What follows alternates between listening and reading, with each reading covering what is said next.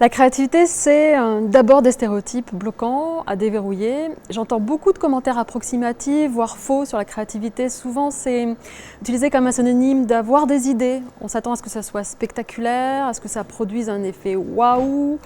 C'est souvent une surpromesse d'un processus magique qui doit accoucher de l'idée du siècle ou de grandes idées, là, tout de suite, maintenant.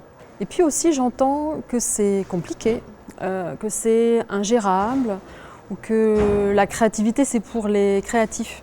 Au pire, c'est un truc de développement personnel un peu fumeux. Donc ce sont des visions souvent approximatives, très incomplètes et très caricaturales.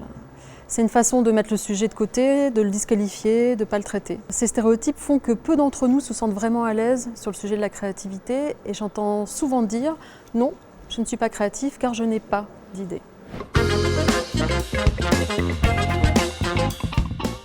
Mon premier travail en entreprise, c'est de faire en sorte de lever ces stéréotypes. Non, il n'y a pas que ceux qui ont des idées qui contribuent au processus de créativité. Non, il n'y a pas que des grandes idées, bien au contraire. C'est souvent l'accumulation de petites idées qui permettent de développer des grandes initiatives. Et oui, c'est ouvert à tous. C'est justement la coopération des différentes personnalités qui vont permettre l'éclosion d'une véritable culture créative en équipe. On peut être créatif en sachant poser des questions, en générant des idées bien sûr, mais aussi en rebondissant sur les idées des autres, en peaufinant des idées existantes ou en transformant les idées en action. Imaginer et agir, c'est important, c'est au cœur du processus de créativité.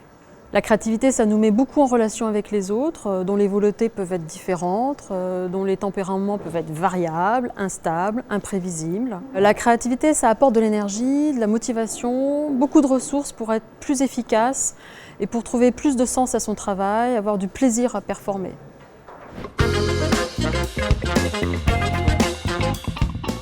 Ce que j'enseigne, c'est le processus de créativité. Il faut comprendre que la créativité, c'est un processus où chacun peut identifier ses compétences, où chacun peut trouver ses propres zones de confort afin d'être un meilleur contributeur. Et cette notion de performance et plaisir est vraiment importante.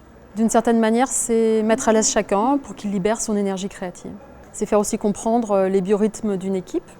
On n'est pas créatif 24 heures sur 24, 7 jours sur 7, non. Et on est en plus rarement créatif au bon moment tous ensemble, c'est rarissime. C'est aussi éclairer le côté rugueux de la force créative, cet enthousiasme parfois un peu exclusif qui génère de la tension. La créativité, ce n'est pas un consensus mou, et avec de la méthode, c'est utile pour apprendre à une équipe à développer de la confrontation positive et traverser positivement le côté tendu et rugueux de la créativité.